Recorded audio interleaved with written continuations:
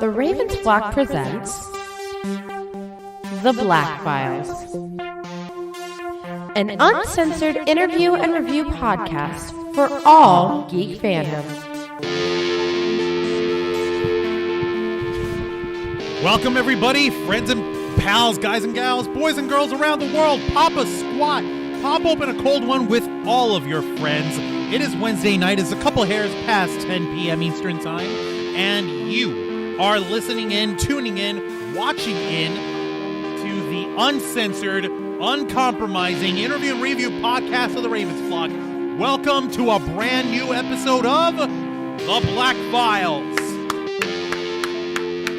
Hello, everybody. It is, yes, indeed. It is Wednesday night, October 19th. And boy, oh boy, I kind of feel like a lot of things that we said on last Saturday that aged well, didn't it, Juan? There's no Saturday. We weren't here Saturday. We were here Friday. Oh, yeah, you're right. The special Friday episode. Yeah, no, everything we said on Friday, that that aged well. It aged about the same potency of neutron stars. Very slowly and then very goddamn quickly. Yep, afraid so. It was a train wreck. But we're here to cover the train wreck, see if we can recover any bodies, and hope to God that we can try to get some semblance of sanity on this one, folks. Welcome to this week's edition of the Black Files. I'm your host, Juan Arauz, one of the heads of the Ravens Flock, the tech guru of the team. I was literally, seconds before we went live, fighting and failing miserably with the microphone boom arm that I've got here, because it's like, no, I'm not tight enough. I'm just going to slide. No. You don't get to talk to my knees. You don't get to talk to my groin. You talk to me. I'm the guy bringing you the message here tonight. And, of course, joining me, folks, are the usual suspects, the other two heads of the Ravens Flock. First off, let's go ahead and give a hearty welcome to the founder of this channel, host of Wrestle Rewind, the man with the plan, the bald motherfucker, the host of our flagship program, the Ravens Flock. Say hello, lads, ladies, everybody in between, to Jose Casabona.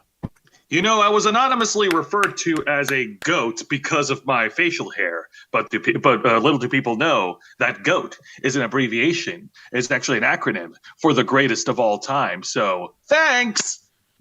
Greatest of all time, indeed. Of all time! I meant you finish.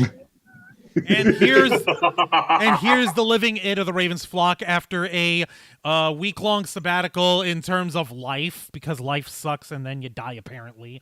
The host of Los Amigos Play, a man with a million opinions and zero apologies. Give a big round of applause to Angel Mendez. Hello. Thank you, everyone. And once again, much appreciated having me here. My sincerest apologies for not being here last week, but as Juan ever so helpfully pointed out, life has an habit of getting in the way. It's almost as inevitably as death, so I've been told.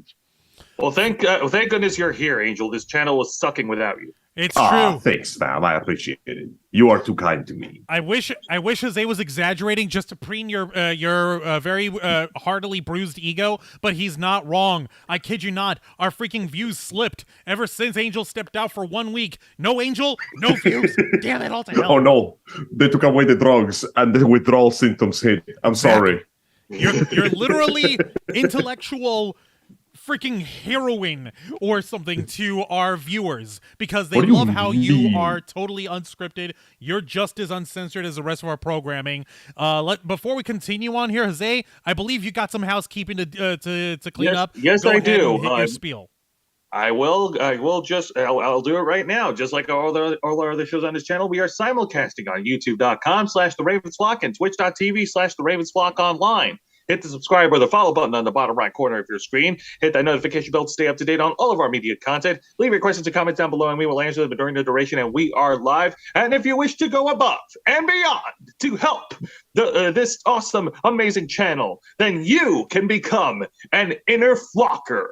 For $4.99 a month as part of the membership service, you will have access to exclusive, special, super special, awesome perks Juan, tell them. First off, of course, as so many of our inner flockers are already showing off in the chat on our YouTube live chat. Hi there, by the way, folks. You've got custom emojis of myself, Angel, Jose, our bird emblem, logos for our shows. Which, by the way, the one for the Black Files, I'm going to be putting that up tonight after the show.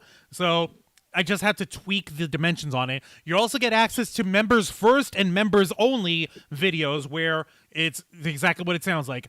For members first, members get first view. For members only, for your eyes only. So nobody else. It's nothing but feet pics of Juan. Literally nothing but feet. Exactly. You also get to have access to. You also get access to our exclusive Inner Flockers discount on our merch store, and last but not least, you also get members only posts and announcements where you get to interact with us and help us shape the future of the Ravens flock. Speaking of which, I want to give a shout out. First off, Jean Rick, one of our Inner Flockers, she went ahead and dropped down a $4.99 super chat to start the night off right. Thank you very much for that, Jean Rick, saying no way, night off and catching Ravens flock. Perfect day. Thank you. We hope that we can entertain you as much as you have given us for, and I hope that you enjoy this too. We appreciate it very much. Thank you. I would actually compare this nice $4.99 that you dropped in on us, and we appreciate that. And I would like to compare that being able to catch us tonight is more along the lines of, oh, hey, the ice cream machine at my favorite fast food joint isn't broken for once. I can get myself a freaking soft serve ice cream cone, and they've got sprinkles in again. Yay! I can have the sprinkles, and I found an extra $5 bill, so I can actually get that and still have enough for about a half a gallon of milk for myself for the week. Oh, well, that's very Have an wonderful excellent for day. you. That's how we are. And I'm going to go ahead and say hello to everyone else in the chat. We have Nikki Bella, part of the mod squad here, V's channel, Saffron, Gene Rick, we already mentioned. Hi there, folks. Amy Louth, and Lisa Boo is in the chat as well. Hello, everyone. Welcome to the Black Files. Welcome to the program of the Ravens Flock, where, much like how I like to compare our main show, The Ravens Flock, as like your weekly news where we hit you with different articles and different news stories in the world of geek culture, nerd culture, pop culture, and everything in between.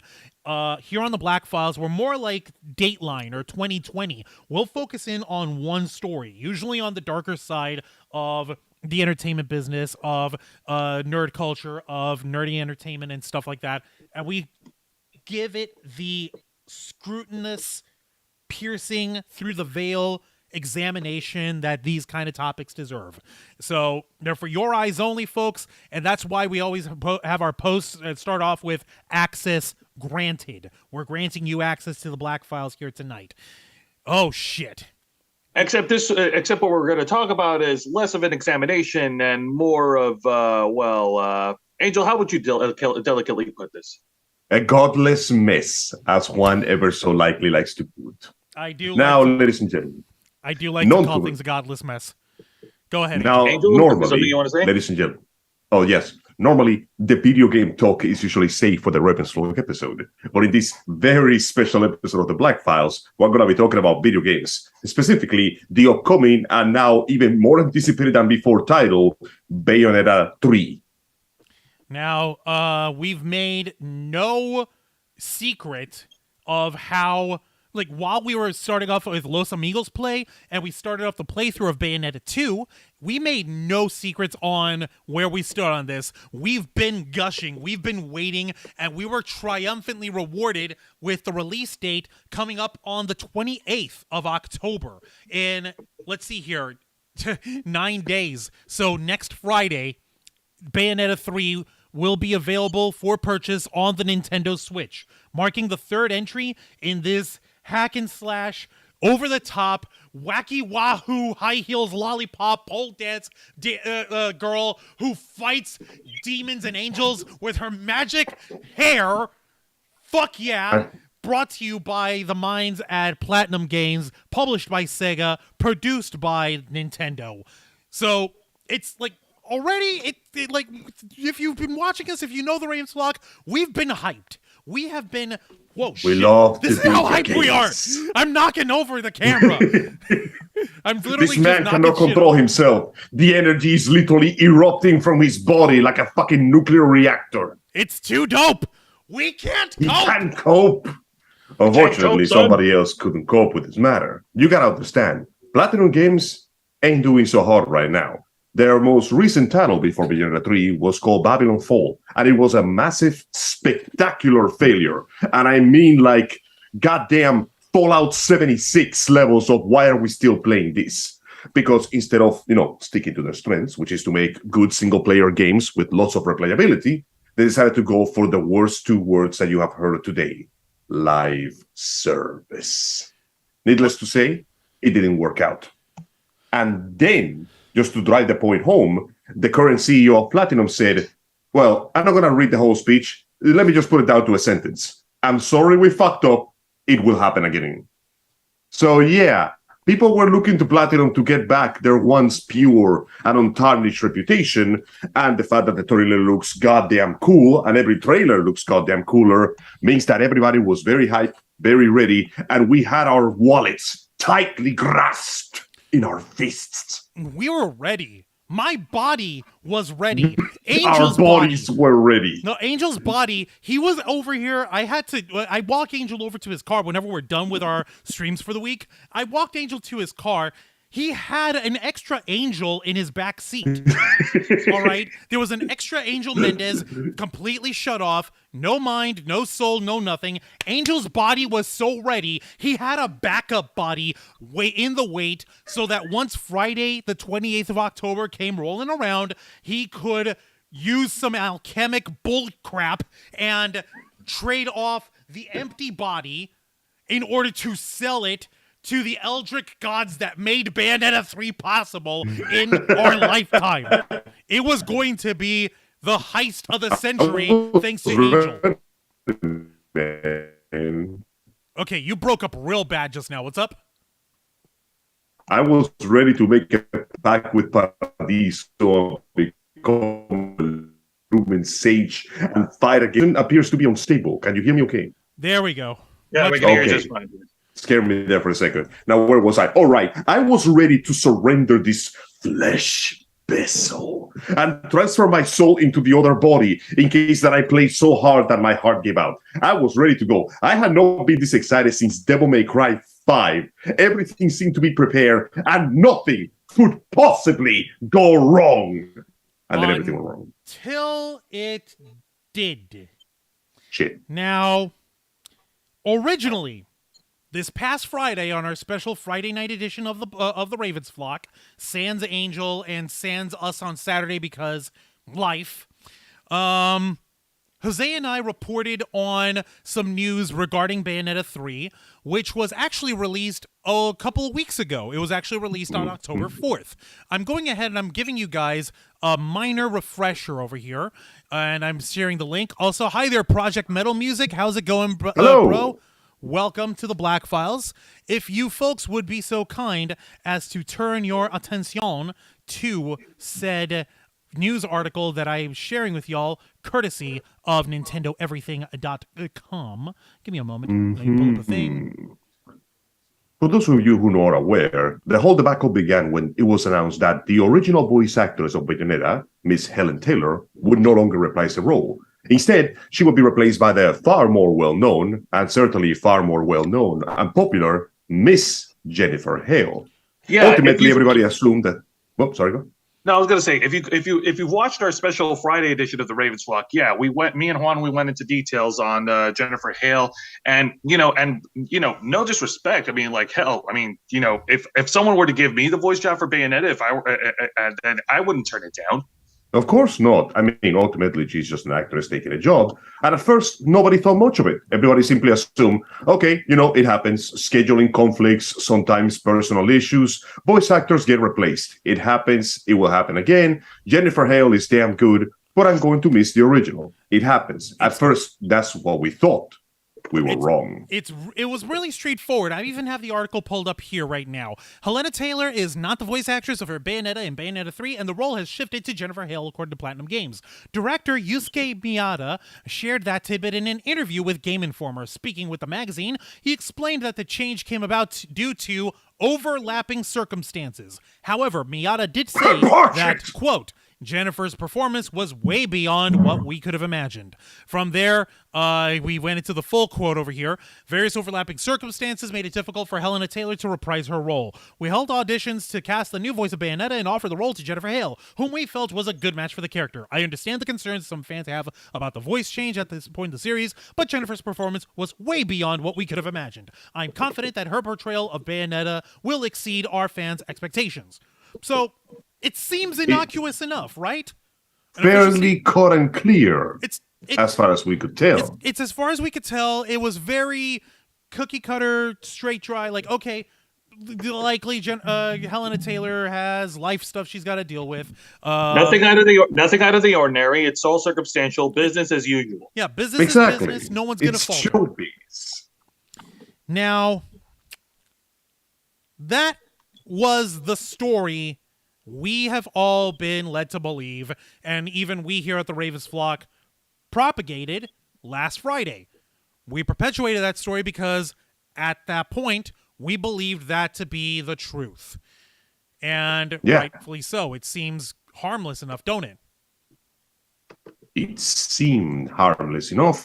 And then about 48 to 72 hours ago, we got information that the circumstances were far more complicated than we expected. It gets worse, Angel. We'll actually need to wind it back to just 24 hours after our show on Saturday, October 15th. Blown the fuck out moments after we were done. Amazing. Yep. 24 fucking hours. Go freaking figure. So I'm going to go ahead and share the actual Twitter link and also Project Metal Music. Doing good, Ravens Flock. I normally check this on the replay as it is 3:21 a.m. here, but I wanted to catch this live. Thank you, Project Metal Music. We do appreciate good Metal Music. We do appreciate the dedication, but we must insist, if you are feeling tired, if you are sleepy, for crying out loud, go to sleep. Don't be afraid to get some when rest. you're hard, you're hard. Sleep is for the weak. Sleep is for the weak and for communists and stuff. Also, Project Metal Music, tell us, what metal music do you like in the chat? Amy Louth is saying hi to Juan Show. Hello, Amy Louth. How's it going? I'm going to go ahead and share the Twitter link to Helena Taylor's personal Twitter page. I would like this shown and coming out from her own lips. If it's all right with y'all, I'm going to go ahead and I'm even going to take the... I'm going to mute myself. Go right ahead. Yeah, because this was in 4 parts. So, folks, as they say in the film Paris is Burning, let me pull out my reading glasses because the library is open. Ms. Taylor, take it away.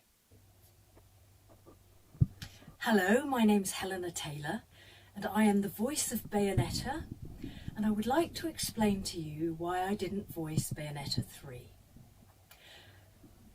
The Bayonetta franchise made an approximated $450 million. That's not including merchandise. As an actor, I trained for a total of 7.5 years. 3 years at the London Academy of Music and Dramatic Art, LAMDA, with voice coach Barbara Barkery, and 4.5 years with the legendary Larry Moss in Los Angeles. And what did they think this was worth? What did they offer to pay me? The final offer to do the whole game as a buyout, a flat rate, was $4,000 US. This is an insult to me, the amount of time that I took to work on my talent and everything that I have given to this game and to the fans. I am asking the fans to boycott this game and instead spend the money that you would have spent on this game donating it to charity.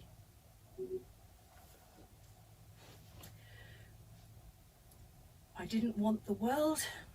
I didn't ask for too much. I was just asking for a decent, dignified living wage. What they did was legal, but it was immoral. right, so that's part 1. Let me get to part 2 over here, folks. Give me a moment, please. Now, those of you who follow me on Twitter know that I'm more of a lover than a fighter, and sometimes think I'm not very much like Bayonetta at all, but I guess I am a little bit more like Bayonetta than I thought. I understand that boycotting this game is a personal choice, and there are those that won't, and that's fine. But if you're someone who cares about people, who cares about the world around you, who cares about who gets hurt with these financial decisions, then I urge you to boycott this game. I decided to do it to stand up in solidarity with people all over the world who do not get paid properly for their talents. Fat cats cream off the top and leave us the rotten crumbs. You know, in England right now, there are nurses going to food banks to feed their children. This is not right. This is not acceptable. It impacts mental health. Because of it, I suffered from depression and anxiety. I worried that I was going to be on the streets. That terrified me so much that once I was suicidal.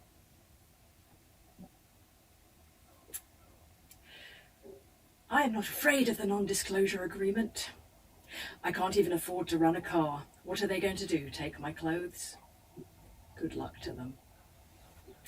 Bayonetta always stands up for those with less power and stands up for what is right. And in doing this, you stand with her.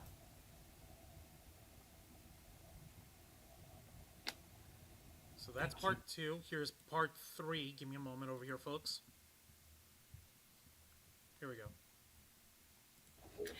go. For those of you who are interested, I'd like to go into a little more detail about the back and forth. The first thing was I was required to audition again, because sometimes voices change with time. So I auditioned for the role and obviously passed with flying colours. They then sent me an insulting offer. So I thought, you know what? I'm going to write to Hideki Kamiya. I'm going to write to him and ask him for what I'm worth. So I got a friend who has been in business in Japan to write in Japanese to him. I know he read it because I got a reply. I got a reply saying that he values greatly my contribution to the game and that the fans really want me to voice it over, and the memory of first meeting me as Bayonetta is a memory I hold dear. So I thought, great, thank God. That was when they offered me $4,000 US. Do you know, Platinum had the cheek to say that I was busy, that they couldn't make it work with Miss Taylor's schedule. Well, I had nothing but time. They now have a new girl voicing her over. And I love actors. I wish her all the joy in the world. I wish her all the jobs, but she has no right to say she is the voice of Bayonetta. I created that voice. She has no right to sign merchandise as Bayonetta, any more than I have the right to sign as Eva Green, even though I was her parrot on the video game The Golden Compass. That portrayal is hers and hers alone. They'll probably try and do a spin-off with Jan. Don't buy that either. So that's number 3. Here's part 4. So, to Kamiya, the presidents of Nintendo, and all other fat cats around the world, I would like to quote to you from the greatest moral teacher who ever lived, Jesus Christ, from his parable of Lazarus and the rich man. Lazarus was a poor beggar with sores all over his body, and he lived outside the house of a rich man who banqueted and feasted every day and wore purple. Lazarus even hoped for even a scrap off the rich man's table, which he never gave Lazarus. Only the dogs pitied him and licked his sores. Lazarus died, and the angels took him straight up to heaven, to the bosom of Abraham. Meanwhile, the rich man went to hell and suffered torment, and in his torment he cried out to Abraham, Abraham, please save me, take me up to heaven. To which Abraham said, you had your joy in life. Now this is set for eternity. So he said, please tell my brothers who are living like I was, send them a messenger so they can repent. To which Abraham said, we've sent you Moses and the prophets. Oh, but if you send Lazarus, if a man comes back from the dead, they will listen to him. To which Abraham replied, if you did not listen to Moses and the prophets, it's unlikely that you'll listen to a man who is risen from the dead.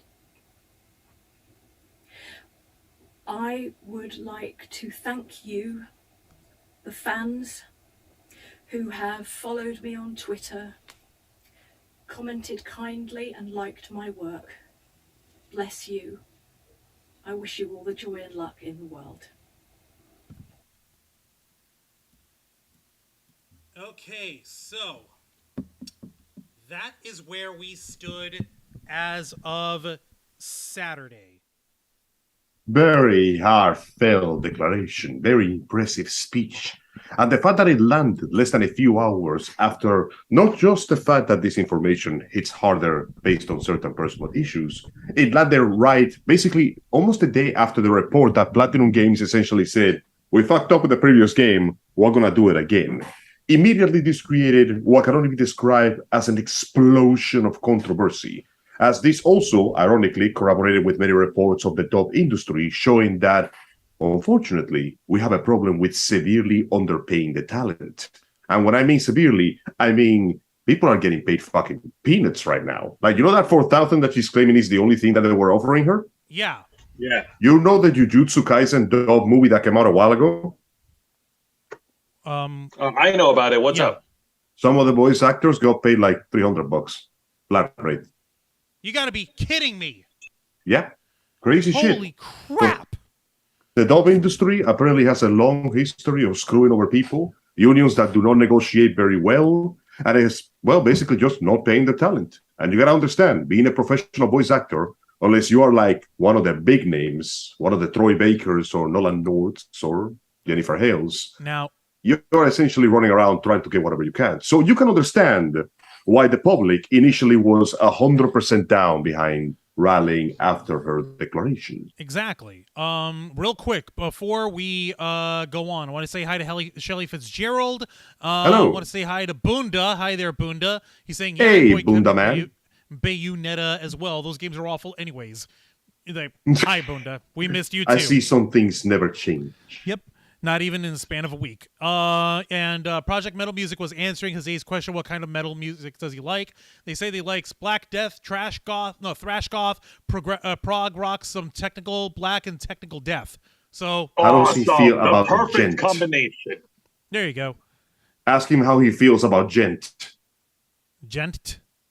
Degent. I don't know that one. It's Djent. Very heavy on the acoustics. Gent. Let me see here. Subgenre of progressive metal. Okay. Okay. Meshuggah, Periphery, Monuments, and Animals as leaders. Okay. I see what you mean. Holy shit, that is weird. I'm going to have to listen to that. Anyhow.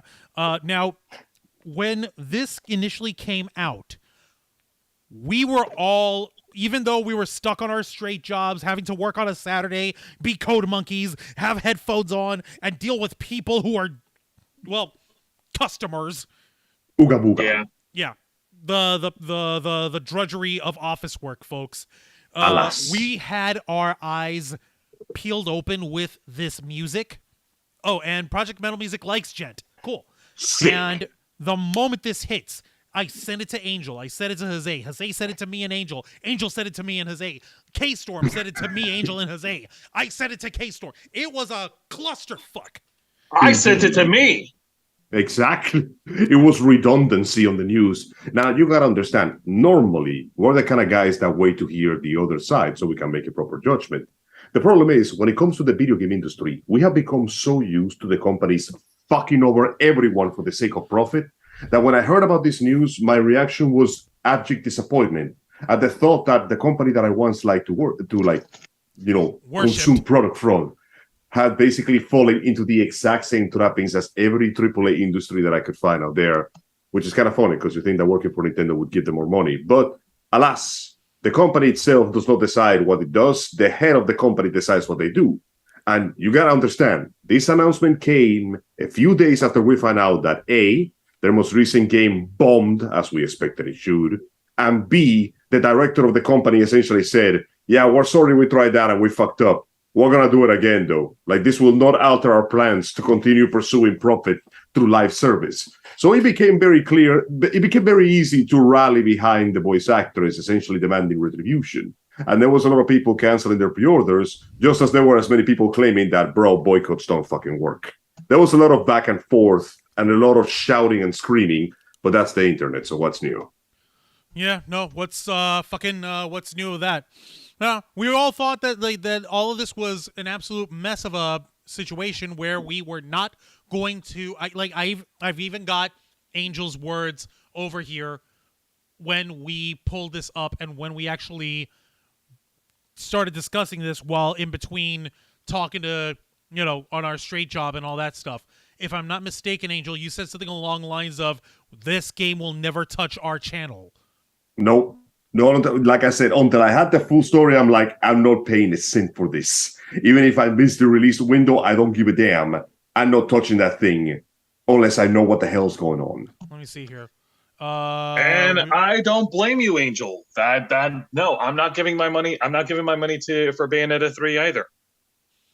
Here's what I've got. Rough, like man. Here's the actual fucking thing. You sent me Helena Taylor's tweet, and you sent me one of your photos from freaking a 4chan thread of a dude whose face is like completely stretched out. I never wanted to start my day this angry, but here we fucking go. Fucking go. Followed. Yeah. Let me see here. I will be the first to admit emotion got the best of me. Because, man, I was fucking mad. Like, I was sitting here like, really, Platinum? For all your flaws, you always gave me some good experiences. You're going to treat the talent like shit. Is this how this is going to go? I'm reading our discussion word for word. Oh my fucking God in heaven, they fucked her over. This is some bullshit. You went, I am beyond mad. No caps, no punctuation at the end. That's how mad Angel was. I lost all grammar. I only had fury left within my asked, what would you like to do regarding the game? Angel responded, what happened to Platinum? This is not the Platinum I once knew. That shit is not coming on to our show. I'm going to omit what you said, but let's just say raise those flags, folks. We here at the Ravens Flock... if I speak, I will be cancelled. No, you will not be canceled, but however, we will yo-ho. Yeah, basically. I was essentially saying the only way that game was touching my console if I was using the legendary art of the 5-finger discount. And at the time, another thing that made the situation go even worse was, well, Kamiya himself. As you know, the main producer and developer of the company, Kamiya, is known for being, well, let's not lie to ourselves. One of his charming points is the fact that he is a raging man-child online. He will block anyone. He will refuse to talk to anyone. At one point, they even joked about the idea that the honor of pre-ordering one of his games was the fact that he would block you. At one point, he unblocked an artist to tell him that he drew the character wrong, and then he blocked them again the moment they fixed it. Wow! What? Yeah, that's for the funsies. Unfortunately, shit got a little too silly because predictably, since he's the only way that people can contact the company, he was bombarded with questions all over the first to find out what's going on. You would think this would be a very good time to be a professional and actually give some answers. Even if they're not the perfect answers, anything besides corporate dribble bullshit would have done. Unfortunately, Kamiya took that shit too personally, and he blocked so many people that Twitter blocked him. By the way, apparently if you block too many people, they just assume your account is made of spam, and it auto-blocks. So the man essentially committed social media suicide. Off of his own Twitter? Yeah, his account auto-blocked itself. Amazing. He committed SMS, social media suicide. Hang on. So as you can imagine, his yeah, go ahead, still look it up. active. Well, shit. I guess it unblocked itself. 52 minutes ago was his last tweet. Let me see here. Good morning, everyone. I've said this many times, so I don't know about the rest, but right now, all tweets, including quoted retweets, that reach me are indiscriminately blocked, regardless of whether they're good or bad. It's also convenient because I can say this warning that I can't understand will be useless in the future. So please be careful if you want to be careful. Fuck So, you, You don't believe me, folks? Here's his freaking Twitter. Yeah, as you can imagine, reacting in such an unprofessional manner, even though he's known to do so constantly, all that it did was stoke the flames and make people rally even farther behind Miss Taylor. After all, the point is, even if, in fact, it got so bad that even when somebody tried to bring out her personal beliefs and political affiliations, which are controversial to say the least, the majority of people already said, bro, that's not what we're talking about right now. That is not what's important right now. We'll get to that point in a minute, Angel. Someone getting paid. Angel, we'll get to that point in just a few moments over here. The only tweet that he put out underneath it that got that he lets reply, he put down, and I quote, translation for Japanese, of course, by Google, "I'll warn you that my kindness will permeate your heart and mind." This is kindness? You're basically Japanese saying, kindness. Screw you all. But I love you. Yeah. Wow, Japanese what the fuck, kindness. man? You're making Tony Khan look sane on social media. Listen, bro, it's Japanese kindness. It's like, you know how they say Kiritsuke Gomen, but they're actually insulting you? Yeah. No, I was actually lying. Kiritsuke Gomen is what the samurai said when they were allowed to kill a servant that they perceived may have insulted them. My source is that I made it the fuck up. Good fucking God. So, yes, as you can imagine, the combination of factors, the unprofessionalism of the CEO, her message, the fact that she's risking the actual non-disclosure agreement, like this could straight up make sure that she never voice acts anywhere again. And the fact that Platinum Games essentially had its reputation tarnished by a bad game and a really bad announcement of a live services, it kind of sealed the deal of, yeah, once again, the company fucked up the talent. And we were ready to basically let that shit burn for a while. Now, and then it gets worse. Somehow it got worse because after all this time, which was less than 24 hours ago, we received documentation. You're gonna getting ahead of me over here. Because let Juan narrate the story. I know you're trying to narrate, but there's a pacing that we're trying to go for over here. There is one other point that needed to be brought up. How much of a bullshit deal that $4,000 actually is, and if you folks caught it with your eagle, if you had the eagle eye going on, you may have noticed that yes, Helena Taylor did show her impressive resume and her acting credentials, her bona fides. On her Twitter bio, she says SAG-AFTRA. She is a member of fucking SAG-AFTRA, the single largest entertainers union in the world. All right? SAG-AFTRA. Big ass union. Okay, like basically, if you're an actor and you're a pro and you have a SAG-AFTRA card, you're made. You've got work, you have insurance, you have a guaranteed set minimum wage of some kind. And as long as you have your SAG-AFTRA card, you're in the green. So we went to, I actually went and double checked on SAG-AFTRA's interactive rate sheet and interactive production forms to see what an actual pay rate for someone in an interactive medium, in this case, a video game, is supposed to be paid. So I will send you guys the link to this exact same PDF. But you know what? You can read it off over here. According to SAG-AFTRA's Interactive Media Agreement Wage Table, for off-camera performers, a voice actor in this case, for a day performance of up to 4 voices of 4 hours a day, the minimum that you're supposed to be paid is, let's see here, totaling over here from the table that says November 14, 2021 to November 7, 2022. Minimum for a 4-hour workday, $956.75. All right? That's pretty good for 4 hours. For 4 hours work. For a single day performer, for one voice in 1 hour's worth of time, basically, if you're just doing one person's voice, that one person is, if they're doing 1 hour at a time, is supposed to be $478.50.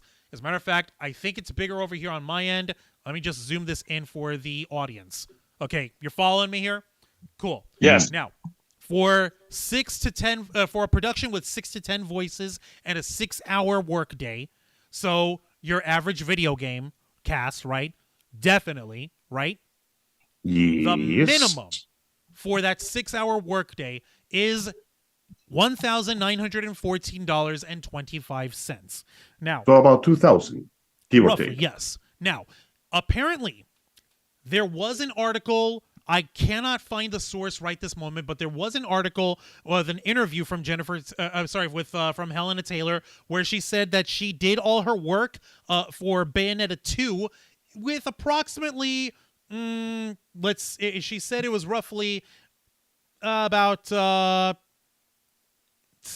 24 to like 18 to 24 hours of continuous voice acting work, right? By the way, remember, the most recent trailer of Bayonetta 3 reveals that there is multiple versions of the same character, which means that even if she splits the half of the game with the new character, Viola, that is still a shit ton of dialogue. She's talking for like, what, 7 people, give or take? Right? Exactly. Now, Yes.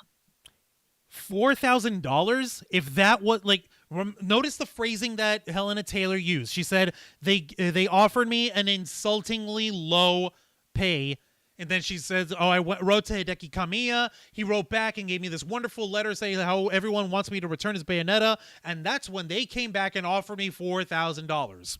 It sounds like they were trying to lowball her to pee poo bullshit pay for Indeed. less than what you would charge for the freaking SAG-AFTRA's allowable fucking wage.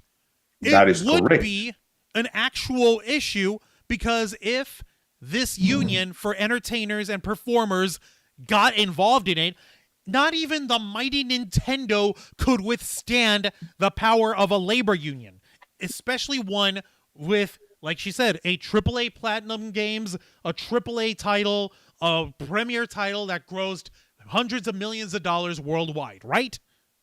Right. So for the longest time, from Saturday up to pretty much yesterday, all of us, every single one of us, everyone who was anticipating Bayonetta 3, who was head over heels, batshit furious about this fucking story, we were all agreeing, yeah, no, we're fucking boycotting Bayonetta 3. Fuck this shit. I don't care if it costs $49.99, $59.99, whatever. Don't have multiplayer included, only bullshit. Exactly, right? It ain't worth it. Fuck them. We were very ready with the information that was available to us. We were very ready to go ahead and say fuck it to Bayonetta 3. We were going to say fuck it to Nintendo, fuck it to Platinum, and even fuck it to Angel's Lord and Savior Hideki Kamiya, and say, I'm sorry, my man. You are not the man that Mr. Rogers believed you could be. Exactly. And However, then yesterday happened. Yesterday happened. Now that we've filled this out and gave a little more, shall we say, I added a little more fresh roast beef in the middle of this Dagwood sandwich of a story. Go ahead and throw on some more mustard for us, buddy. All right, my man. Thank I'm you hungry, for serving can you in the main course. It is time for me to garnish the meats. Now, please be aware, the information that I'm receiving here is coming from sources that have not been verified. They have been corroborated, and so they are not being verified. For all we know, this is complete bullshit, and she's correct. However, we are bringing in the information to the public so they know what is being said. The original story was broken by a notoriously known reporter known as Jason Schreier.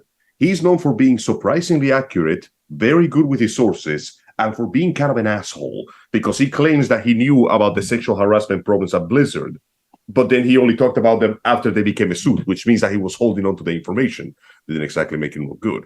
And when he was questioned about these sources, it was told that he could not reveal them for, fear of burning the sources. So I'm just putting this disclaimer right now. Take the following words and the article that I'm reading from with a monumental pile of salt. Do me a favor, Angel. When you get into this story, go ahead and send me the link to this article that you're reading off of. That way I can share it with our audience. Angel, you sort of shat out just now. Give me a second. I got 2 articles. Wow, the moment Angel's about to drop the T, he was his of each other. There we Hang go. on. Can you hear me now? Hang on, buddy. Hang on. Hello. There we go. Hello. You're back. Can you hear me now? According to VideoGameChronicles.com news sources, have disputed the recent claims by the former Bayonetta actress Elena Taylor, who claimed that she was offered an insultingly lowball offer of only $4,000. So, predictably, as we spoke of here, sources seated at Bloomberg have now disputed some of the claims made by her, many of which apparently BJC has corroborated via their own sources. By the way, once again, remember, the sources are not being named. According to those with knowledge of the situation, as well as documentation that they claim has been reviewed by both Bloomberg and BJC, they planned to rehire her last summer. It is claimed that Platinum sought to hire her for at least 5 sessions, with each one paying between 3,000 to 4,000 hours for 4 hours in the studio, which would have brought Taylor to a total fee between $15,000 to $20,000, reports Bloomberg, and they claim BGC corroborates with their own sources. Apparently, one person with knowledge of the deal claimed that this represented a significant increase of her fee compared to the second game, most likely due to the increased work. Now, they claim that she demanded a 6-figure sum as well as residuals on the game. This is a claim that she strongly denies. BGC sources echo the residuals claim, but they did not mention a requested sum. In a private message that was exchanged with BGC, she called the suggestion that she was offered more than $4,000 categorically untrue. She also claims by sources that the amount that she would have earned was an absolute lie and a complete joke. I like to put this in the rearview mirror and leave this whole bloody franchise behind, she told BGC. So I think I'll just let my video stand. I spoke the truth. In Taylor's video message, which she says was an act of her breaking the non-disclosure agreement, which, for those of you on the know, means that she might be completely blacklisted from the video game industry, or at the very least, from ever working with Nintendo again. The actress claimed that her concern about being out of work caused her to suffer anxiety, depression, and suicidal thoughts, as you saw in the video. Now, people with knowledge of Platinum's negotiations indicated that they were aware that she had suffered depressive episodes in the past. Platinum Games itself has not responded a request for comment on the story. Now, since reporting on the claim on the weekend, she's still meeting with a massive ground of support, including other voice actors who shared their very, very crappy experiences of getting similar shitty offers. Hideki Kamiya's account on Twitter was temporarily restricted over the weekend because he kept blocking fucking everybody. And regarding Jennifer Hale herself, she released her own statement addressing the controversy. And she claims that anyone who knows me or has followed my career will know that I have a great respect for my peers and that I am an advocate for all the members of the community. I am under an NDA and I am not in the liberty to speak regarding the situation. My reputation speaks for itself. All right, so it's pretty straightforward here, guys. It looks as if Helena Taylor fibbed the details a bit and stretched the truth to the point of Reed Richards' fantastic fucking body. That's right. Jumped up Christ. Because assuming that these sources are correct and she is in fact omitting the truth, that means that she brought forth a very important problem in the voice acting community in the worst possible way. Because at the end of the day, mind you, this is assuming that she is lying by omission, it's still a lie by omission. That's a fucking problem, people. It's a giant fucking problem. It is a fucking disaster. Like, okay, I can you can say, oh, but she meant well. Yeah, you can mean well and bring the shit up by telling the truth.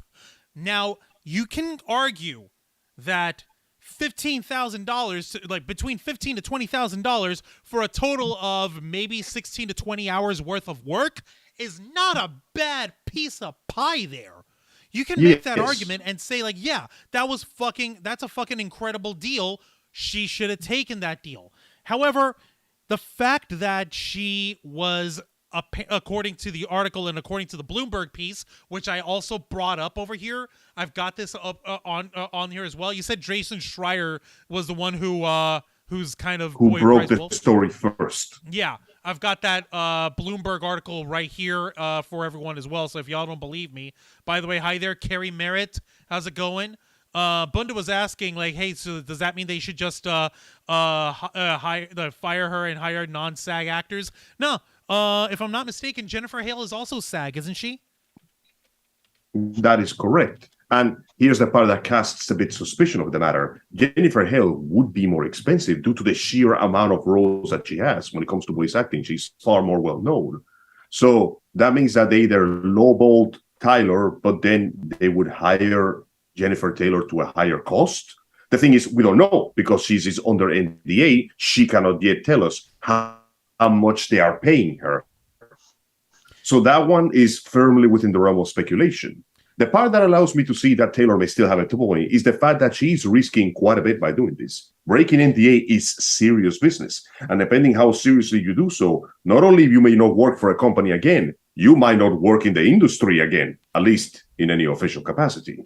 Right. But at the same time, like I said, there's a lot of she said, he said. Right now, the company looks to be on the clear because they have what is considered to be corroborating sources. But ultimately, even those sources themselves come from, well, they are telling us they have sources. Yeah. It comes off very shady, very sus. It's like, okay, we have this one dude who works with Bloomberg, and he might not be the most reputable source himself. That being said, it's not as if this stuff isn't an issue. As a matter of fact, I would like to actually pull up this one Twitter thread from Ben Diskin, Ben Diskin, who apparently he is also someone who works with these stuff on Twitter. I'm gonna share this guy's Twitter thread, and he's actually retweeted Jennifer Hale's original statement, and we'll go ahead and go under the thread from here. Give me just a moment so I can bring this up. Yeah, and here's Jennifer by all means, go right ahead. Yeah, Jennifer Hale saying, with regard to Bayonetta 3, as a longtime member of the voice acting community, I support every actor's right to be paid well and have advocated consistently for this over the years. Anyone who knows me or follows my career will know that I have great respect for my peers and that I am an advocate for all members of the community. I am under NDA and not at liberty to speak regarding this situation. My reputation speaks for itself. I sincerely ask that everyone keeps in mind that this game has been created by an entire team of hardworking, dedicated people, and I hope everyone will keep an open mind about what they've created. Finally, I hope that everyone involved may resolve their differences in an amicable and respectful way. With love and respect to you all, Jennifer Hale. Nice, For right? those of you who do not know, Mr. Ben Diskin is the voice of Joseph Joestar from JoJo's Bizarre Adventure, but more importantly, he's more known as Number One from Kids Next Door. Yeah, so to say that the man has experience, to say that the man has experience in these matters is a gross understatement. Indeed. Now, he's actually goes on to describing here further. He under his own thread. Back in 2015, negotiations were heating up between SAG-AFTRA and the video game companies they negotiate with to hammer out details of the IMA, the Interactive Media Agreement, aka the Union Video Game Contract. The interactive community knew they needed to educate actors who worked non-union video game jobs on what they were fighting for and why. Just because actors work non-union doesn't mean they're anti-union. Big difference. Many non-union actors agreed to meet with the committee to learn what they were up against and how they could help in case a strike became necessary. Spoiler alert, it became necessary. Guess who provided a space for the committee for these meetings? It was Jen. They were held in her private home. She actively helped the non-union community learn what was at stake and provide a safe, positive space for everyone to communicate and be understood. People calling Jen Hale a scab or anti-worker are so wildly unfamiliar with the type of person she is, it's almost breathtaking. So, pretty straightforward, right? Like Ben Diskin is spilling the beans like, okay, and here's a freaking gif of Black Cat from the Spider-Man animated series, who was also voiced by Jennifer Hale. Look at that. So this is Black Cat blowing a kiss. Whatever. Cute. Now, this is unfortunately came on the ground of the fact that a bunch of jackasses with too much time and not enough brains started insulting and attacking Jennifer Hale for committing the heinous crime of accepting a job. Accepting a freaking job.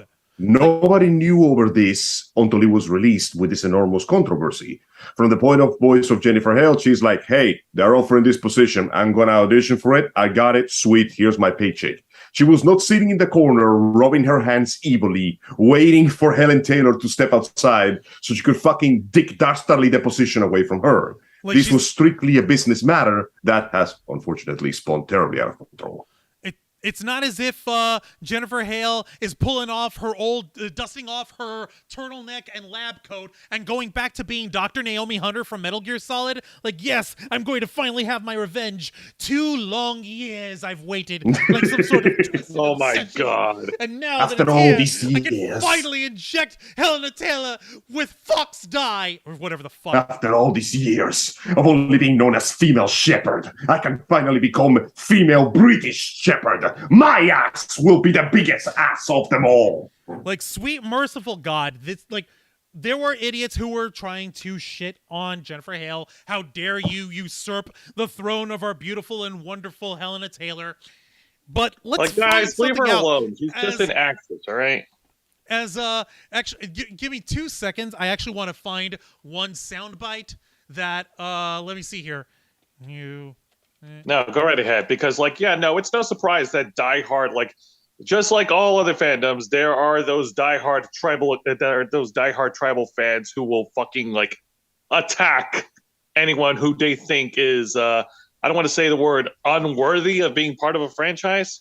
Alas, right. It is the internet. People have made an entire career out of overreacting, not thinking ahead, and losing their goddamn minds. However, sorry, go ahead. There was one thing that I did need to point out, that everyone was pissed off that Jennifer Hale dethroned Helena Taylor as Bayonetta, and Helena Taylor she's praying and hoping that all of us will see the light and we'll see the day over here. There's only one problem. Will Ferrell, if you'd be so kind. You sit on a throne of lies. In case y'all didn't catch that, let me just crank that one more time. You sit on a throne of lies. You sit on a throne of lies. Yeah, thank you, Elf. He whispered it, so I can't fucking do much about that. Sorry, what's a guy to do? It's all right. As long as the message was heard. As long as the message is heard. Because, like I said, remember, the company itself, what holds them at the position of advantage right now is the fact that they have more than one source. And multiple sources tend to usually hold the truth together. There's also the fact that, assuming that she was bringing up a very important point, aka those actors don't getting paid anymore, it's ultimately the fact that it is likely she may have done so by omitting information. That is no good. And admittedly, Ben Diskin does make a good point, which is why I'm saving money for the game. I don't want the entire team to pay for something one person or one jackass on top of the company may have done, though I may not have nothing to apologize for in this case. It's just such an enormous goddamn shit show, man. My whole thing was disappointed because both parties should have come clean on this matter, assuming that, which party's lying. If Helena Taylor was not telling the whole truth, doing so may have actually given a stronger position to her cause. And assuming that the company itself is not telling the truth, the attitude of the person that they let them represent them and their complete and other basically corporate bullshit non-cleanliness standard would have basically saved them a lot of trouble. Assuming that the sources are telling the right information, coming out with that info right off the bat, which they could do considering that the actress violated NDA, would have basically cleared their names immediately. It would have been so easy. Okay, if Helena Taylor broke NDA, then that would have been the point where, where Nintendo and Platinum could have said, okay, you went ahead and broke a rule. That's a no-no. You're going down. Now, you broke the rules, so I'll pull out all your pubic hair. You motherfucker. Now, here's the issue that I'm finding. Like you mentioned here, Angel. And also everyone is having a big talk up on the chat.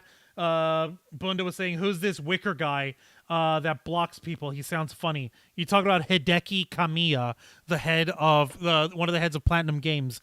He makes video games, insults a lot of people, and blocks the shit out of everybody. Because he's that kind of guy.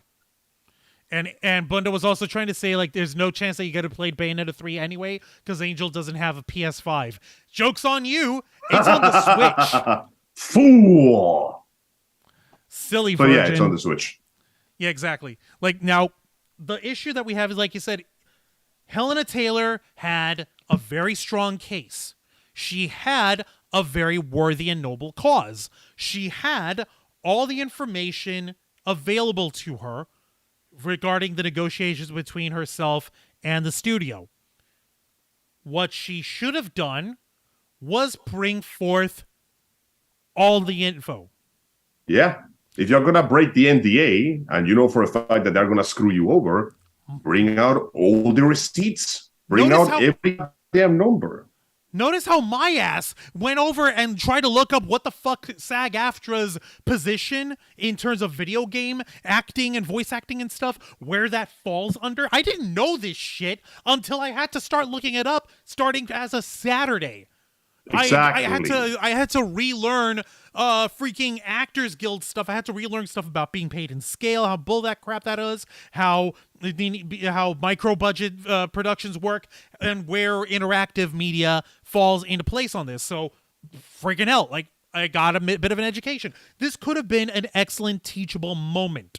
Now, if what was said was true in the Bloomberg article, if it's true and she was actually offered between 15 to 20 grand for maybe 20 hours worth of work, and she was insisting apparently on a 6-figure pay and residuals for the game, that is not something that I would say no to. Yeah. There could have been... Just alone means you get paid for as long as the game keeps being sold. That could hand for a very hefty paycheck, especially for a voice actor who essentially, well, like I said earlier, you're gambling most of the time. Now, what's crazy on this is pretty straightforward. It's that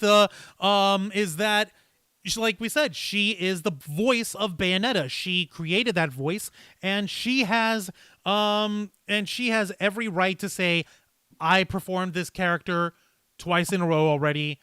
I made this performance my own. I helped bring this to life. I believe I deserve a little bit of extra for my trouble. And you could be very hard-pressed to argue against that. Yes. At that point, it becomes an issue of the negotiations between herself and whoever her representative may be and the studio. Also seeing Carrie Merritt on the chat. Hi there, Carrie Merritt. They're talking to Gene Rick. Just realized Juan has a AC/DC shirt. Who's listens to them? Of course you'll say that, Bunda. That's because you have no class. You don't know the power of rock. AC/DC's awesome. I Does Bunda like anything that is in Fortnite? Don't answer that question. I already know. Bunda listens to Imagine Dragons unironically. There. It's all a game. Bunda is playing this game. This is the only game he knows how to play. I kind of feel bad for him now. He tried playing Pac-Man. He lost. Well, of course he lost. Batman doesn't get to pick up a rifle. Waka waka, bitch! Anyway, I'm sorry. All I can think about is that terrible fucking CG animated series. The Black is back! Oh, that series was freaking hysterically bad. I loved it. But at that point, what you could have had in terms of negotiation would be like, okay, if we can't justify saying like, okay, we can't pay you like $100,000 minimum, like what she may have been asking for. We can't pay you a big 6-figure payday. We can make it a really high 5-figure payday. Instead of 15 to 20, let's bump that up to maybe off the top of my fucking head, double that. Let's make that $50,000. I know that's not exactly double, but let's bump that up $50,000 for the entire run. And a sliding scale of residuals where you have a residuals where it's like low at the beginning, but higher as the sales start tapering down. Yeah, makes sense. See, that way there's still something going on. Like, I'm over here remembering one little fun thing, and this is one of the benefits that I will stand by in terms of the advent of TikTok. So, Angel, you can eye roll at me all you want, but here's something that's interesting. Dante Bosco Our own honorable boy himself, Rufio himself. He has, or at least he used to have for a while, a weekly series on TikToks where he would open up his mail and guess what residual check he was getting and what it was for. So you would open it up. It's like for $4.02 or something. Oh, this is from this production. Okay, so this is from this one job that I did, and go into a little story time about it. And like, okay, so this is like 800 years ago, and this is what they're paying me now. Thanks, guys. I'm going to put this away in my checking account. Thank you. Right? So, yeah. And just now, like, obviously, if Dante Bosco, starting off as a child actor with the most awesome three-pronged mohawk of doom, getting to cross swords with Robin Williams and Dustin Hoffman in his claim to fame live action, if he can get residuals from being a child actor and growing up and being an actor moving on from there in voice acting and live action, then surely someone who is as decorated and well-trained as Helena Taylor should have the pull to have residuals set up in her deal as well.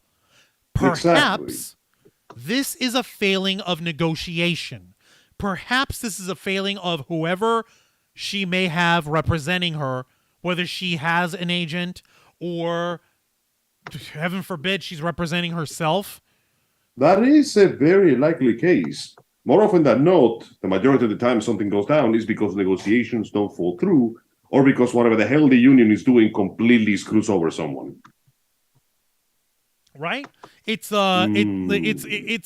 legitimately like the problem of voice actors being underpaid and voice talent being underappreciated and under-recognized in the entertainment business is a serious issue.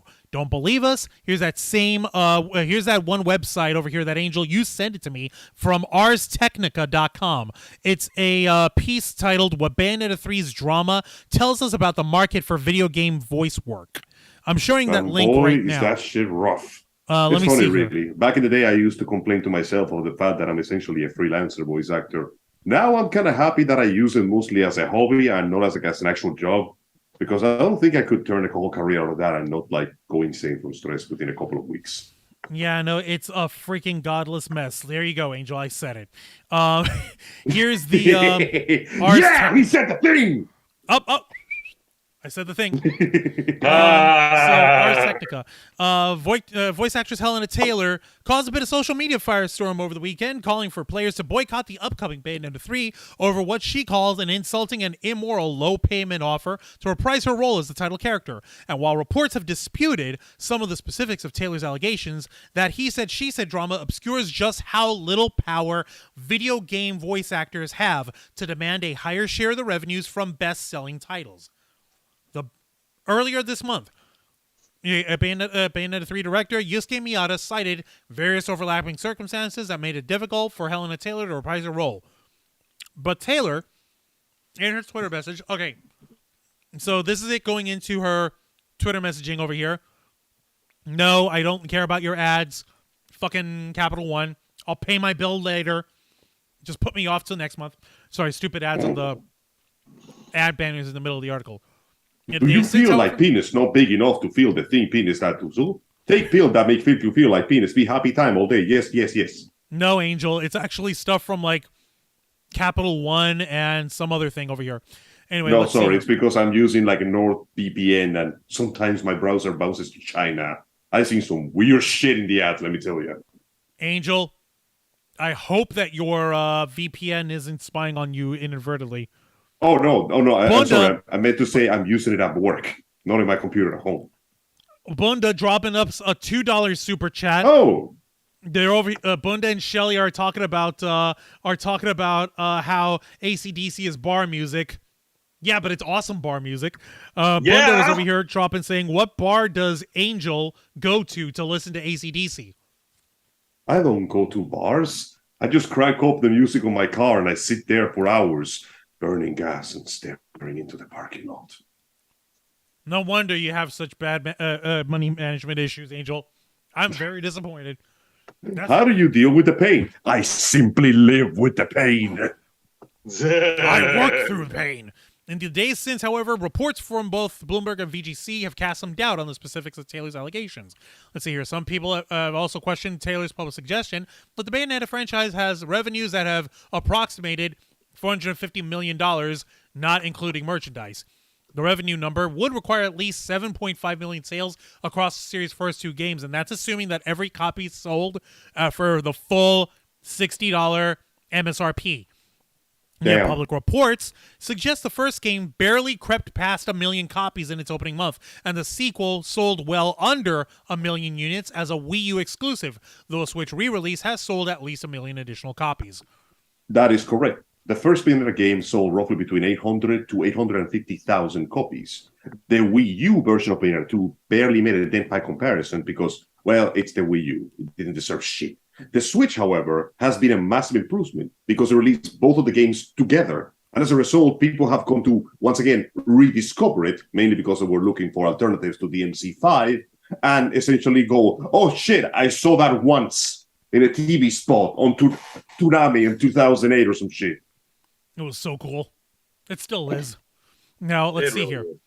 I don't want this. The article, which was written, let me see this person's name. I want to be proper. Kyle Orland. So I guess this is a bit of an opinion piece, a bit of a news piece. He goes on to say, I don't want to make too little of the specific numbers being discussed here. The thousands of dollars separating the offer Taylor says she received and the one cited in press reports amounts to a pay rate difference of up to 400%. But those disputed details also don't matter all that much to the bottom line here.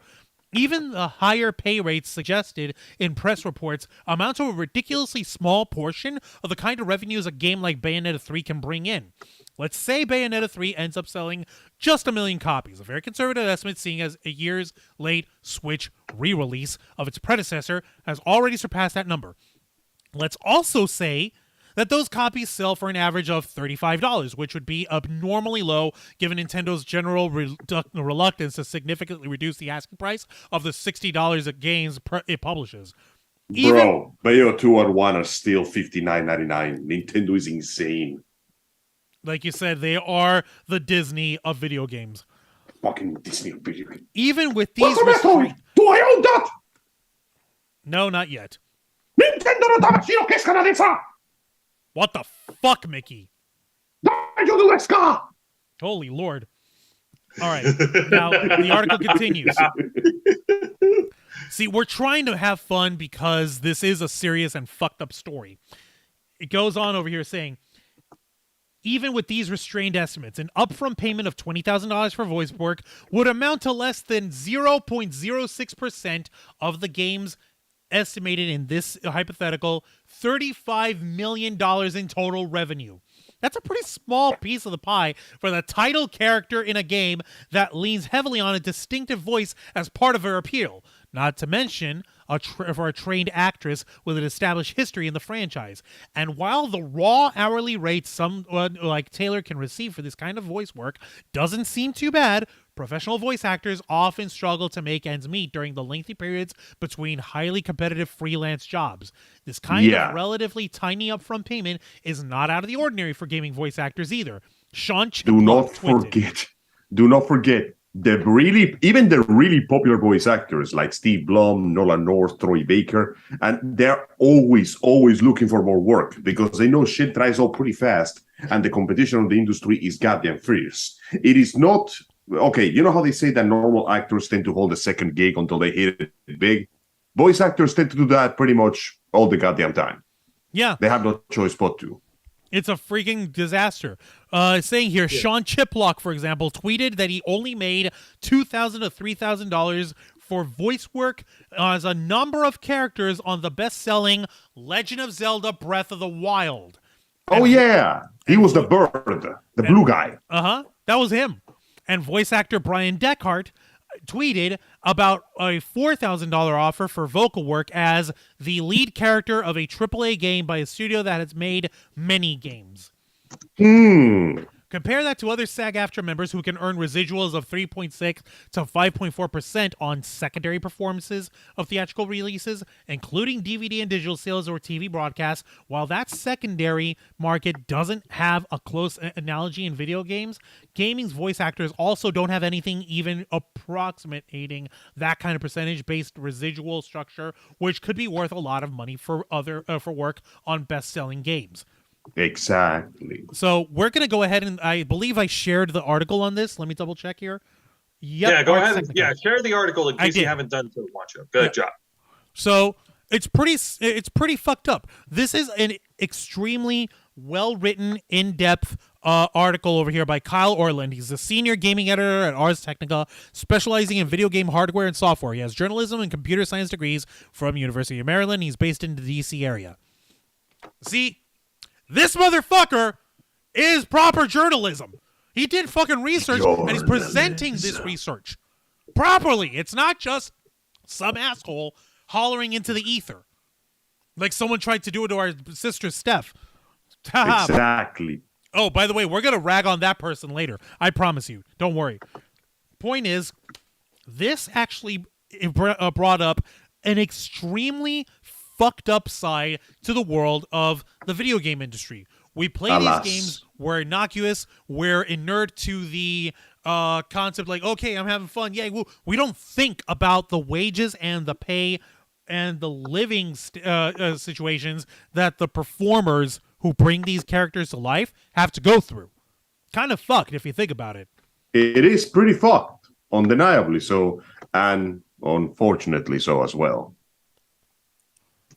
Joe, you're being a little quiet. Go ahead, pipe up. No. You guys really nailed it. Like, there's very little for me to contribute. I'm just fucking, God, I'm with Angel. Man. Like, I get a lot of compliments, a lot more recently, that I have a good voice for voice acting and for radio. But I'm just like, no. It wouldn't be for me. No. Just hey, understandable. It's not for everybody. People keep forgetting. There is a reason it's called voice acting. That part is extremely important. For some reason, everybody forgets and requires quite a bit of work and dedication. And well, everybody ignores it until it's too late, alas. Now, this was what turned out from what we thought was a fucking mess of an underdog story. We thought there was like, oh God, poor Helena Taylor, they're paying her pee-pee, they're paying her peanuts. That's not enough to make ends meet. We're going to go ahead and boycott Bayonetta 3. This shit comes up.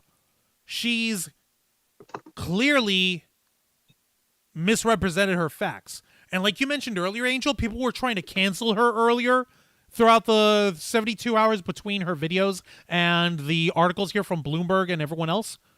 People were trying to cancel her because of her political and religious views. Yes. I'm noticing how you don't want to follow up on that.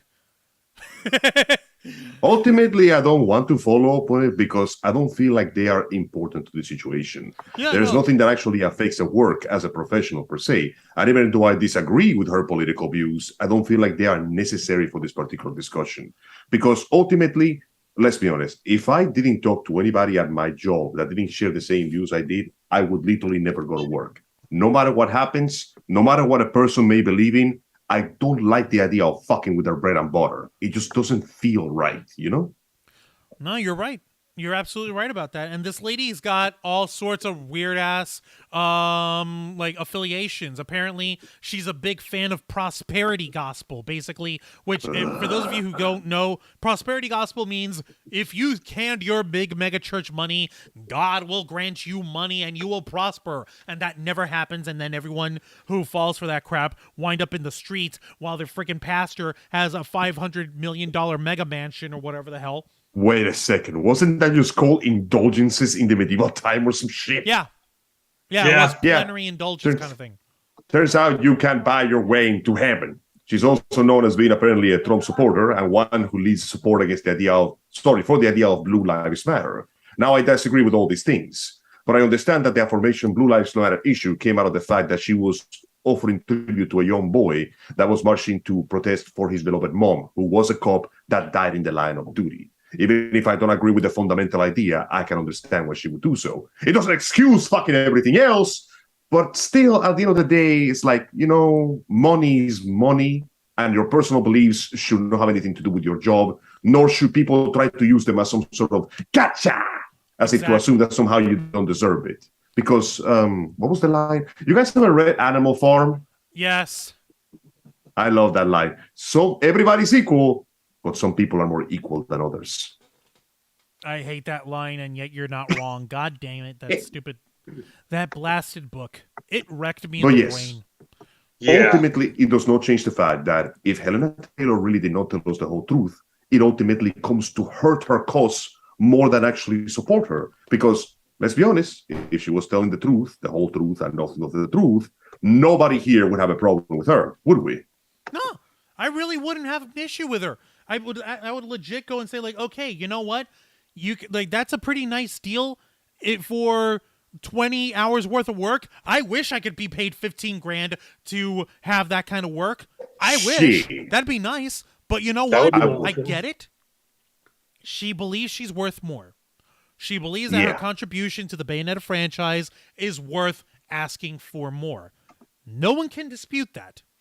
But don't start your argument with a lie, whether it's an outright lie or a lie by omission or one of them little white lies. That's where that shit becomes a problem.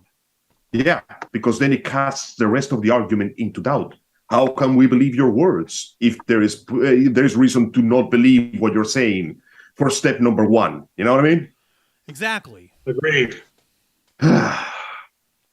This has been indeed a goddamn disaster. Mind you, we're running on the round of the idea here that the information we're receiving is accurate on the side of the companies.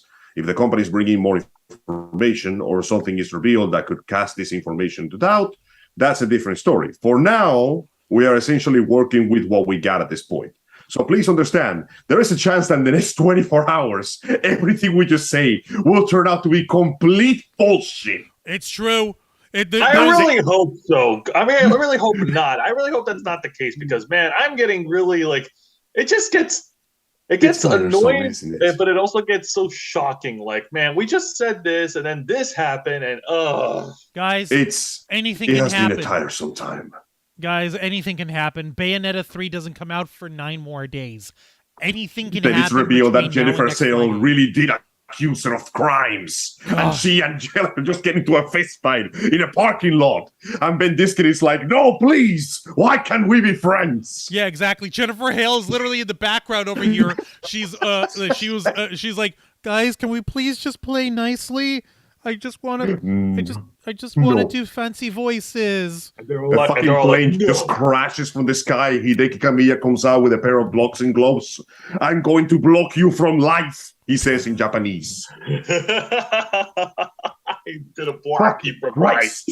I want to actually address the chat real quick. They were talking about Bunda and Shelly were talking about the nuttiness of alt rock music, like Sublime, Offspring, and Alanis Morissette. Yeah, it's crazy. And they were also asking about prosperity gospel. Shelly kind of answered it over here, and what do you call it? It's basically, if you know, like Pastor Joel Osteen. I don't even like calling him a pastor. It tastes sour in my mouth saying that, because no preacher, no man of the cloth would be unironically saying, hey, if you throw your money at my church, God will bless you with all the stuff that you want in your life. That's not how religion works. That's how a scam works. That's how a fucking Ponzi scheme works. Throw me money and you get a reward. And meanwhile, oh, hey, when's the reward? Oh, it's coming. But you need to keep throwing me money. It's pretty effed. But like you said, listen, money is immaterial, as in I need more materials with your money. Angel, this entire debacle, it started off as an underdog story of Helena Taylor taking on the big giant corporation of Nintendo and Sega and Platinum Games and all this shit, right? But what it ended up turning into, sadly, I believe Jose will recognize the term. This is a pro wrestling term. Yes, we're dipping our toes into the pro wrestling vernacular. Go for it. This is what is called a heel program. Ooh, Okay. one of those. Yeah. For those of you who know pro wrestling, you have good guys and bad guys are called babyface for good guys and heels for bad guys. A heel program is a storyline across different shows in professional wrestling between two bad guys, between two heels. They're both assholes. They're both unlikable bad guy people. But then it becomes, which one's the bigger asshole? It's a fight between a turd sandwich and a giant douche. God damn it. Nothing has changed. Nobody wins. Fuck them. We don't win. And whatever excitement that people may have had over Bayonetta 3 coming out in 9 days, a lot of it has been spoiled now. Exactly. I still plan to get the game, obviously, because, I figure we play 1, we're playing 2, we might as well finish it off with 3, get it all done out of the way. But I will be lying if I say that a lot of my enthusiasm has been drained by these shenanigans. I don't want to be angry anymore. I just want to be happy. I just want to play video games. Yeah. I just want to play my video game of the sexy pole dancing Umbra witch kicking the shit out of supernatural things with her magic weave. Local man weave. Just wants wicked to play weave. video That's the games. name of the fucking move. Doesn't get to. No. Now everyone is mired in this shit. What we once thought was something that was pure and incorruptible fucking got corrupted. Why? Because people we're fucking dumb. Somebody got a hold of the idiot ball in the middle of a negotiation between Helena Taylor and Platinum, and somebody decided to hold the idiot ball, whether it's Helena Taylor going into business for herself and saying like, okay, this is a good wage, but I want 10 times as much with my name on it, with blackjack and hookers. And hookers. In fact, forget the whole game. Let's just go to freaking Reno and burn that city to the ground and blame it on the commies or something. I don't fucking know. Helena Taylor arrested in Reno out of two accusations of arson. She's dragged away like, it was Paul Mooney. It was his fault. He said it. Alas, so it should be. So all we can do right now is wait to see if any further information comes out. And unfortunately, it is 11:30. So all I can do right now is say my goodbye because I gotta wake up early to work. Angel? You and me both, Angel. Angel, I gotta ask you. Can we count on you to come back this Saturday for Los Amigos Play? Surprisingly, yes. My schedule has been slightly more generous than expected. Yes! So I will, in fact, be there. Because, god damn it, we are... This contrary to popular belief, fucking professionals. So we are gonna do this, gentlemen. We will, in fact, play video games. Hells yeah! Amazing, it's amazing. The only way we be. It's Angel, the only way we can be. Yes, Angel, and I'm all for it, man. And you know what? This is a symbolism here. We are symbolizing that we can still play video games, have fun. We can still appreciate the story and everything that comes with the franchise of Bayonetta without being burned out by the stupid fucking politics from the powers that be. Exactly. At the end of the day, as Ben Diskin ever so wisely said, this is not a one-man show. This game was created by an entire team of programmers, coders, animators, voice actors, musicians, and just a lot of people work on this. To destroy the entire thing only for one person would be ultimately, well, I wouldn't call it pointless, but it would be an awful waste. You know what I mean? I know exactly. I get what you mean, man. Like, too many people worked on it. Too many people were counting on it to come in and succeed and sell as best as it can so that these people can continue working. It's not their fault. They shouldn't have to take the blame if Helena Taylor wound up trying to kneecap them because she didn't get what she believes she's worth. Yeah, don't forget, asking to boycott the game means that you are boycotting the entire product, not just for one person, but for, well, everyone else. For what it's worth here, what I would do is actually pretty simple. I would still donate to to a charity, but on principle, we got to finish this Bayonetta franchise thing. We got to play it. 100%. We're not gonna stop like this. We promised the public that we would deliver entertainment. So the least we can do is follow through with our words. We owe our beloved fans that much. Indeed, we do. I appreciate that. And Angel, since you are going to be coming back Saturday, go ahead and plug away for Los Amigos play for yourself before you go ahead and clock out for the night, man. Of course. Thank you for reminding me.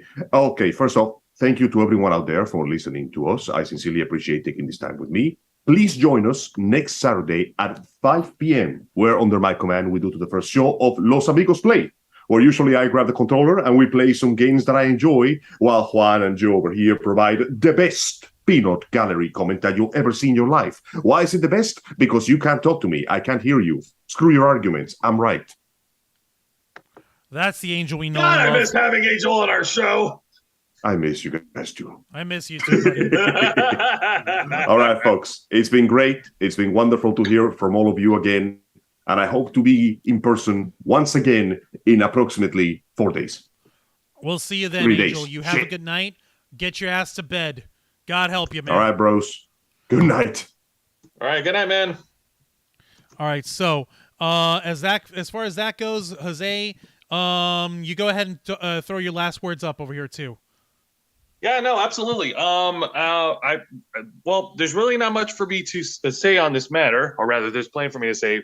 Like, this has just devolved into a stupid mess, a stupid fucking mess, and this is just one of the. This is a cautionary tale of an example of what happens when a hardworking artist, a hardworking artist, and a giant like company that's supposed to be, that employs them, that pays them, can't come to an agreeable compromise, and especially at the height, like as we're drawing closer to the release of Bayonetta 3. Yeah, no, okay, there's still going to be a number of people that's still going to buy the game because, hey, people consume product. It happens. But for those of us who are in the know, and for those of us who are diehard fans of the Bayonetta franchise, this is going to this whole controversy is going to cast a whole shadow for the entire release of Bayonetta 3. And considering that we've been waiting since Bayonetta 2, we've waited for 8 years. Bayonetta 2 came out in 2014. We've waited 8 years since for a threequel. And now we're getting it. But then this shit happens, and I'm like, okay, great. You just fucking sucked the fun out of it. Oh man. That being said, I am very excited that we're going to at least going to be continuing and seeing through the end of Bayonetta 2, because fuck them politics. Fuck Platinum Games. And I don't know. Would it be going a little too far to say fuck Helena Taylor?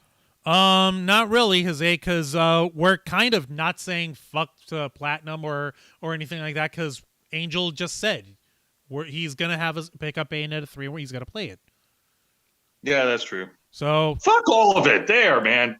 There we go. Like nice fucking going. We're trying to use Los Amigos play and our love for video games as a way to escape divisiveness and bullshit and fucking like the troubles that we all have to deal with in daily lives. But nope, here it goes. By the way, here's reality. There are actual people. They have to get they have to struggle and fight in order to get their pay. But they're also liars, and or they're omitting the truth, and or they're bullshitting. We don't know. They're not going to tell us. We're never going to know the truth for certain, and that's on us for. Go fucking figure. That's what we get for wanting to believe in people too much and wanting to believe in the purity of a hobby or a passion of ours. Go fucking exactly. Figure. That's what we exactly. Get. What the fuck? Just because two parties can't agree on a fucking dollar amount. Fuck those people. They fucking made they made my best friend upset. I literally just in the process of discussing this shit, I shat out a solution. Okay, we can't give her $100,000. Let's give her $55,000, and let's throw her a residuals for Bayonetta 3 on a sliding scale, increasing in scale, starting off with a small percentage and then getting a bigger percentage as time goes on in order to satisfy. It won't be much in terms of the residuals, but it'll be a step. I don't know the first thing about negotiating rates. I'm not a union member for the entertainment business. I barely negotiate rent for my roof over my head.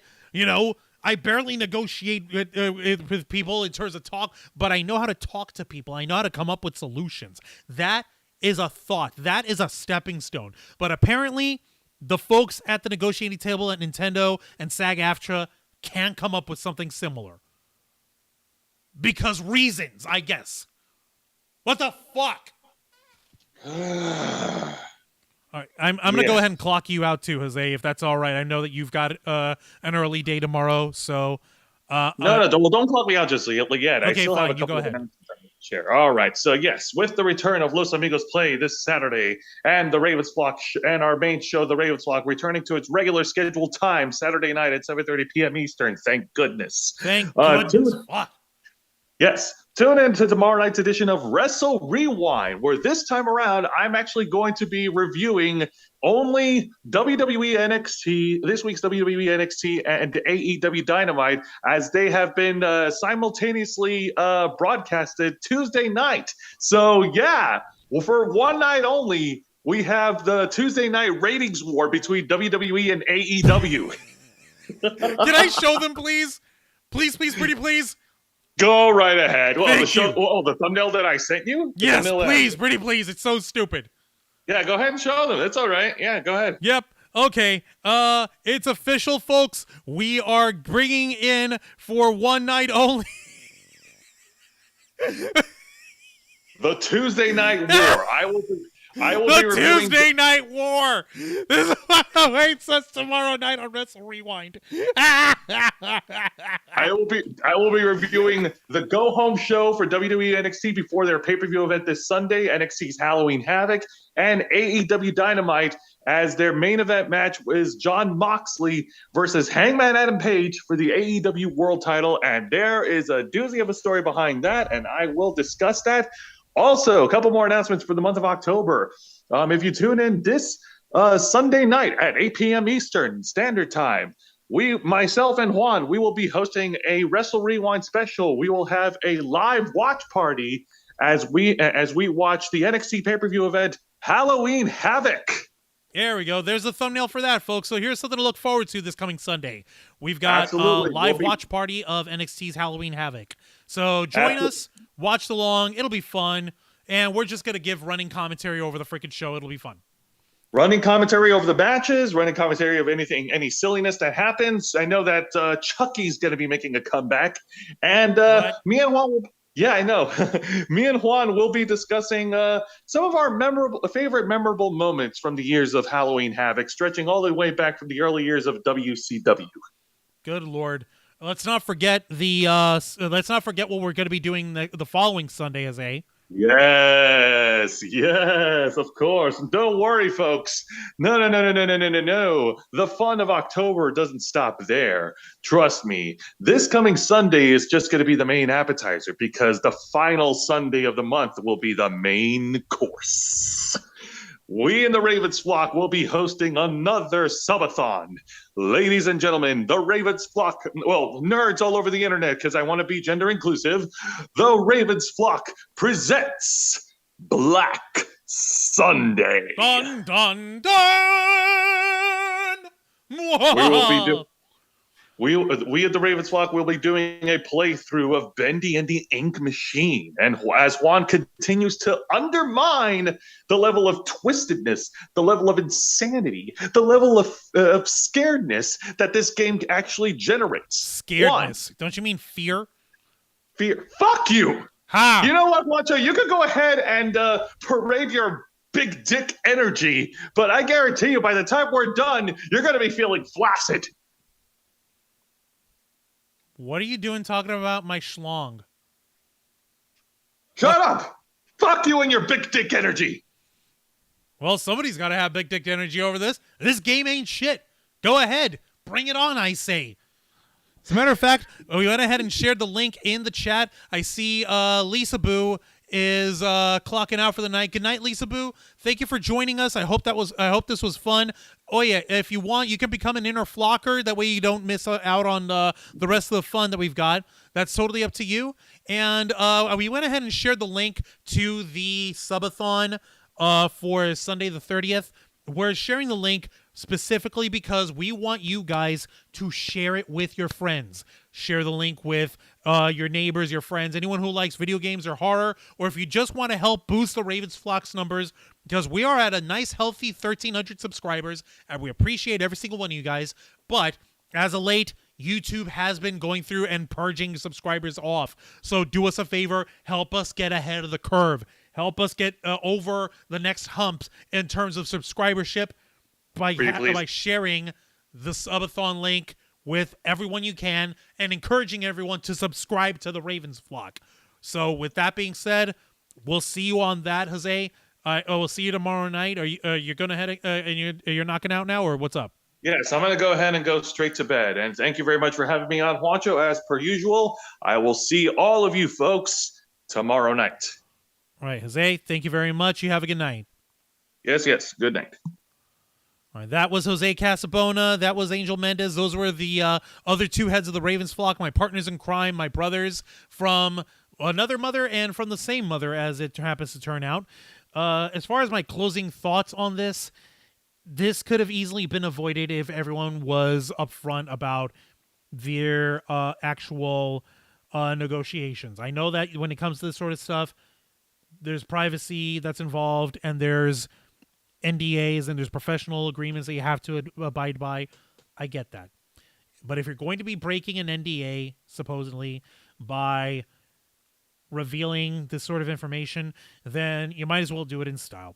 You might as well spell out everything, bring receipts, bring paperwork. If you don't know how to scan your documents or whatever, or letters, have a friend do it for you, or take a picture and share the picture, or just hold it up in front of the camera, like a boomer would. Just like, yeah, whatever. If you're gonna do that and go all the way. Damn the consequences. The fact that voice actors in the entertainment industry and in the video game industry are underpaid is still an issue. But what Helena Taylor did in terms of how this ended up devolving probably set the issue back further. I don't know. I'm not going to pretend that I'm an expert. I'm not going to pretend that I know everything. I'm not going to pretend that I have all the solutions to everything. I just shat out an idea for a solution because I'm trying to think rationally. I'm trying to think logically.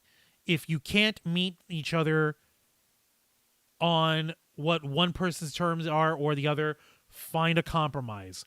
Find a way to make it work. Otherwise, it's just bad business.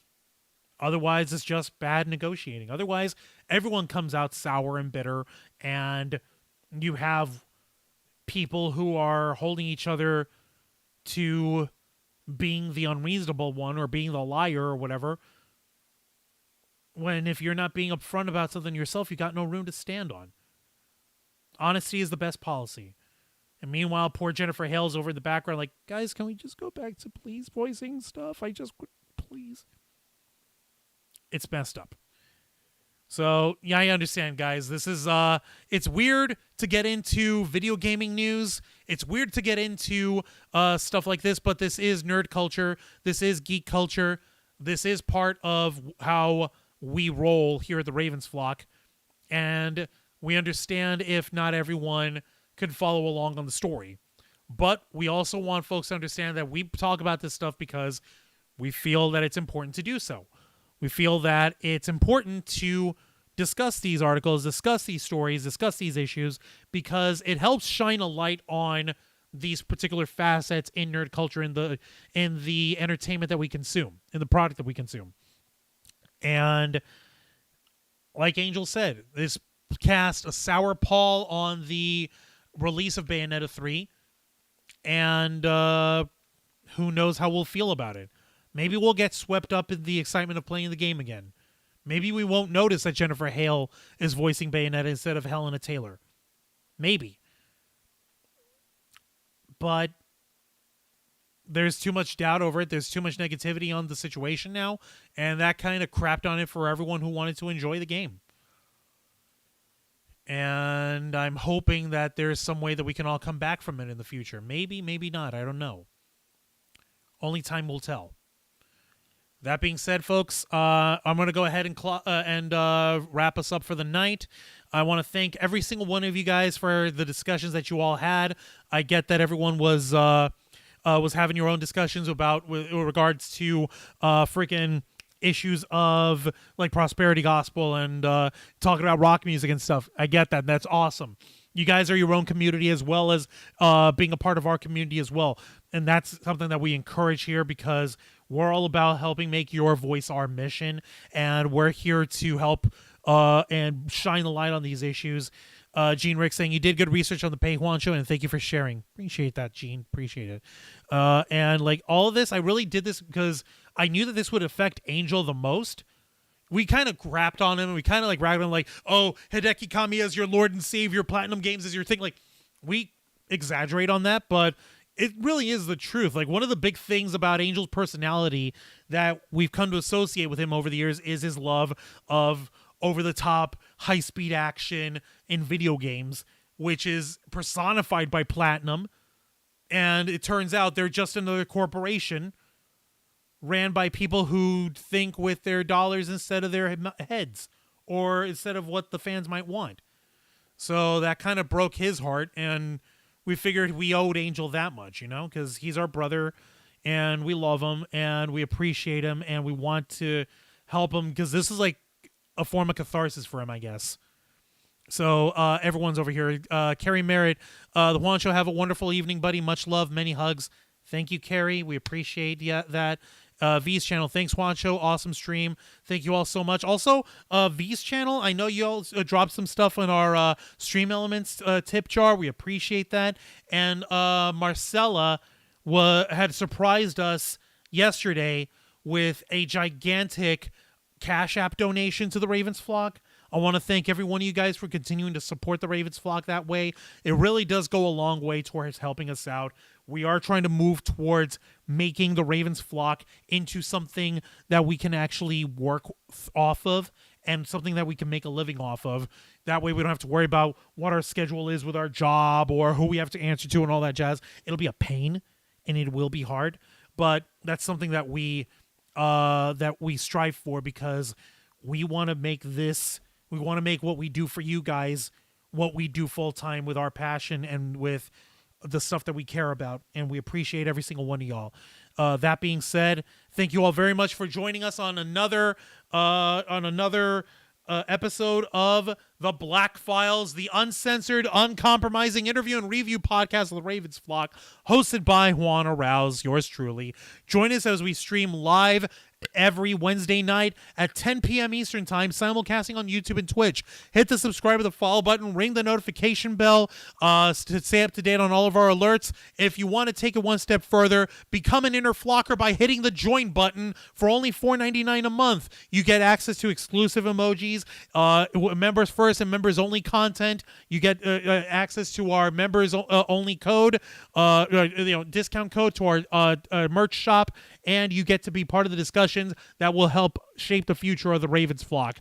That being said, folks, we invite you all until next time to continue to follow us on Facebook.com/The Ravens Flock, Twitter.com/Ravens Flock 13, Instagram.com/The Ravens Flock Online, Twitch.tv/The Ravens Flock Online, and of course, remember to hit the subscribe button and the notification bell right here on our flagship platform, YouTube.com/The Ravens Flock, humble home of the Black Files, Los Amigos Play, Wrestle Rewind, and the Ravens Flock. For Angel Mendez and Jose Cascona, I am Juan Arauz. This has been the Black Files, and we